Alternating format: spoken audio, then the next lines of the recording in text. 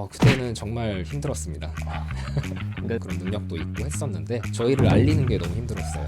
뭐 일만 할 줄 알았지 마케팅이라는 걸 전혀 모르니까 정말 손가락 빨았다고 할 정도로 저희 로아트 마법사님께서 출근하실 때 집에서 냉면 같은 거를 싸와서 사무실에서 그거를 끓여서 찬물에 씻어서 만들어줄 정도로 그렇게 점심 먹고 했을 정도로. 로아트 마법사예요. 혹시 현재 어떤 일 하고 계세요? 중국에서 한국으로 물건을 수입해 와서 국내에서 판매를 하는 회사에서 구매 쪽 담당으로 하고 있습니다. 직장인입니다. 로아트 마법사 김태환 대표님하고는 어떤 관계신 거예요? 이 전 회사에서 저랑 같이 일을 했던 동료고요. 그때 당시 로아트 마법사는 업무 팀장으로 일을 하고 있었고 저는 그때도 회사에서 중국 쪽 업무를 담당하고 있었습니다. 다니셨던 회사가 대기업이라고 알고 있는데 맞나요? 나름 규모도 있고 이름 얘기하면 다들 아는 그런 회사였어요. 근데 오늘 여기 왜 오신 거예요? 사실은 로아트 마법사님이 퇴사를 하시고 로아트를 차리신 다음에 저도 이제 퇴사를 하고 같이 일을 초창기 때 도와줬었습니다. 전 직장에 같이 다니셨는데 퇴사도 그럼 같이 하신 거예요?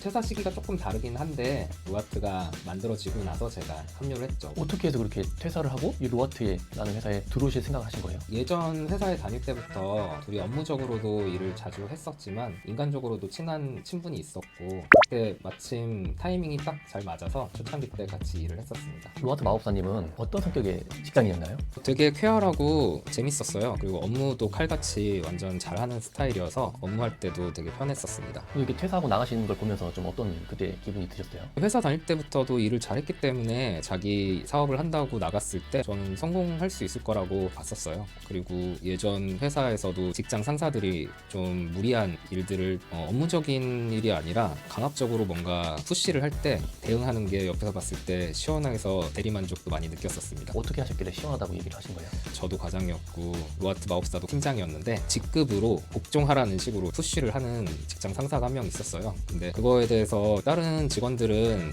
성격이 워낙 괴팍한 사람이다 보니까 그냥 맞춰주고 하는 스타일이었는데 로아트 마법사님은 그런 거를 그냥 놔두진 않더라고요. 할 말 다 완전히 너무 속 시원하게 해서 직원들 사이에서도 재밌게 즐거운 마음으로 봤었고 회사에서도 그걸 가지고 뭐라고 하고 싶긴 했었겠지만 업무적으로는 딱히 뭐라고 할 수 있는 게 없었기 때문에 그렇게 해도 별 문제는 없었던 것 같아요. 그러면 로아트라는 회사를 차린 다음에 합류를 하셨다고 하셨잖아요. 왜 그때 같이 일을 하시게 된 거예요? 제가 하는 업무랑 로아트에서 하는 업무랑 완전히 일치하진 않지만 어느 정도 도와줄 수 있는 부분도 있어서 일을 초반에 시작할 때 같이 했었는데 그때는 정말 힘들었습니다.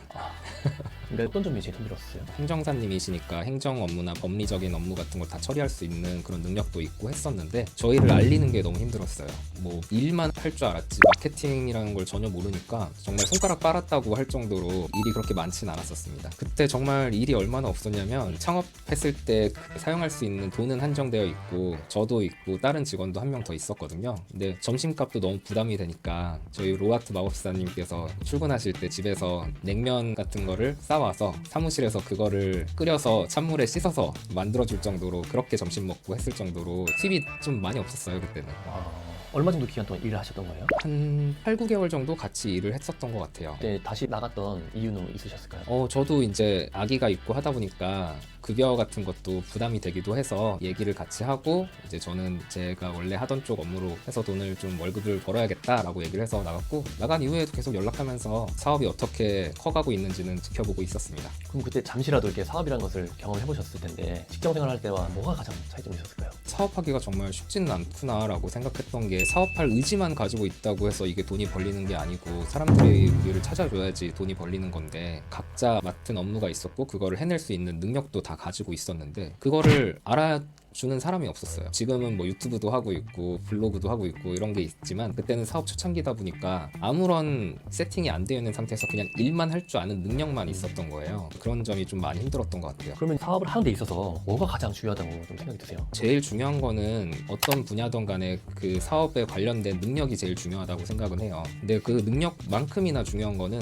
그 능력을 알릴 수 있는 홍보, 마케팅 실력도 그거 못지않게 중요하다고 생각합니다. 그 두 개가 같이 있지 않으면 지금 세상에서는 어떤 사업도 성공하기는 좀 힘든 것 같아요. 저희 와이프도 이제 개인 사업을 하고 있는데 정말 조그만하게 운영을 하고 있거든요. 근데도 마케팅 비용으로 한 달에 200~300만 원을 써야지 돈이 벌리는 사업이 되더라고요. 그리고 두 번째로 또 생각하는 거는 본인의 능력이 있고 홍보 능력도 갖추면서 이걸 계속 밀고 나갈 수 있는 대표자의 뚝심이랄까 이런 게 필요한 것 같아요. 노아트 초창기에는 아무것도 없어서 정말 셋이서 손 빨고 앉아 있었던 시간들이 많았는데 제가 이제 부득이하게 그 회사로 복귀를 하고 일을 하면서도 노아트 마법사는 이 일을 뚝심 있게 지금까지 와서 지금 오늘 사무실 보고 되게 놀랐는데 이렇게 밀고 나갈 수 있는 뚝심도 되게 중요하다고 생각합니다. 또 하나 생각이 드는 것 중에 하나는 이제 대표자의 역량이라고 할 수 있는데 그 대표가 가지고 있는 리더십도 상당히 중요하다고 생각이 들어요. 제가 여러 회사를 다녀보았을 때 봤던 대표님들을 봤을 때 어떤 대표는 뚝심 있고